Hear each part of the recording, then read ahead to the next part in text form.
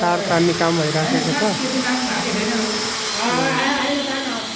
गजुरी गाउँपालिका वडा नम्बर 1मा सञ्चालन भइराखेको 3 महिना विद्युत जडान तालिम जुन चाहिँ बागमती प्रदेश सरकार सामाजिक विकास मन्त्रालय सामाजिक विकास कार्यालय गजुरीबाट सञ्चालन भएको 3 महिना विद्युत जडान तालिम 2081 चैत्र 17 गतेबाट सुरु भएको 2082 असार 15 गते सकिने यो तालिमको आज 2082 वैशाखको 11 गते हामी फिल्डमा ओजेटीमा आइराखेका छौँ।